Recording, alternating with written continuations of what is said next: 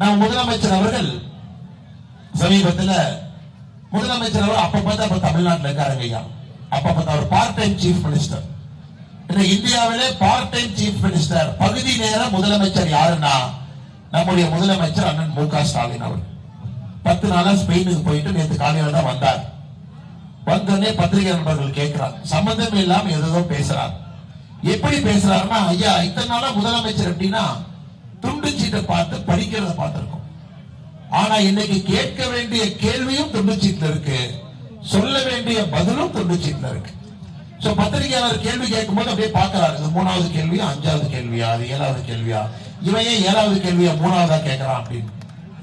நீங்க பாத்தீங்களான்னு தெரியல, நம்முடைய முதலமைச்சர் பத்திரிகையாளர் சந்திப்பு அவர் பாக்குறாரு, நம்ம பிஏ சொல்லி கொடுத்தாங்க 3வது தான் இந்த கேள்வி கேட்பான், இவன் 2வது கேட்கிறான்.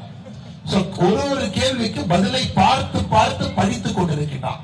இன்னைக்கு தமிழகத்தின் இப்படிதாங்க இருக்கு, முதலமைச்சர் இப்படிதான் இருக்கு. ஒரு கேள்வியை படிக்க வேண்டிய நிலைமை, அந்த கேள்விக்கான பதிலையும் எழுதி கொண்டு வந்து அதையும் படிக்க வேண்டிய நிலைமை. ஐயா நம்முடைய முதலமைச்சர் அவர்கள் மார்ச் 2022 ஒரு வருஷம் 10 மாசத்துக்கு முன்னாடி, கிட்டத்தட்ட 2 வருஷம் வச்சுக்கங்க, மார்ச் 2022 எனக்கு பிப்ரவரி 2024 இருக்கிறோம் ஐயா. 2 ஆண்டுகளுக்கு முன்பு துபாய் போனார். துபாய் போயிட்டு வந்தோடனே சொன்னாரு, நான் 6100 கோடி ரூபாய் துபாயிலிருந்து பணம் வரும், நான் கையெழுத்து போட்டு விட்டு வந்திருக்கின்றேன் அப்படின்னு சொன்னார். ஐயா 2 வருஷம் ஆச்சு. இவர் கடைசியாக போன துபாய் பயணத்திலிருந்து 1 பைசா இது வரைக்கும் வரல.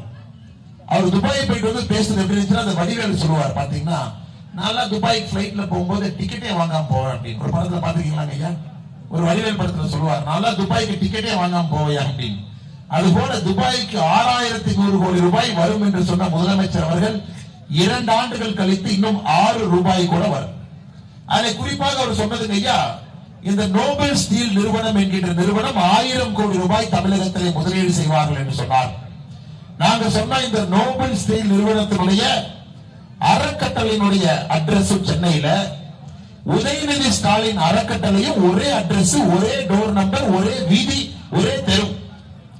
ஐயா இவர்கள் துபாய்க்கு போனதே இவருடைய பணத்தை பண பரிவர்த்தனை செய்து மறுபடியும் இந்தியாவுக்கு கொண்டு வருவதற்காகத்தான் அது துபாய்க்கு போனாங்க. எப்பொழுது பாரதிய ஜனதா கட்சியை கண்டுபிடித்து பேச ஆரம்பித்தோமோ, இவர்கள் சொன்ன 6100 கோடியில 1 ரூபா கூட வரலைங்க ஐயா. துபாய் பயணம் முடிந்த பிறகு நம்முடைய முதலமைச்சர் அவர்கள் 2023 மே மாசம் 23ஆம் தேதி 9 நாள் சிங்கப்பூர் ஜப்பான் போனார்.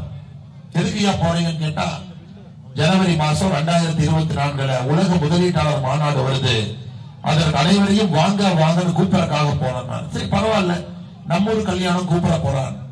இவர் சிங்கப்பூர் ஜப்பான் போயிட்டு வந்த பிறகு 1258 கோடி ரூபாய் வருவதாக சொன்னார்கள். 14 புரிந்துணர்வு ஒப்பந்தங்கள் கையெழுத்து போட்டிருக்கிறோம் என்று சொன்னார்கள், அதுவும் வரல.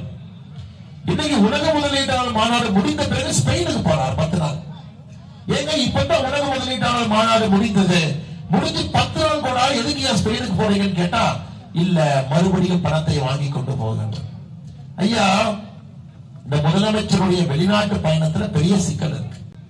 இவர் வெளிநாட்டுக்கு போனா இவர் சொன்னபடி 1 ரூபா பணம் வருவதில்லை. இவர் வெளிநாட்டுக்கு போறது அனைத்தும் சந்தேகமாகவே இருக்கு. அதனால்தான் நம்முடைய முதலமைச்சர் அன்னைக்கு ஒரு பகுதி நேர முதலமைச்சராக தமிழகத்திற்கு ஒருத்தர் கிடைச்சிருக்கார்.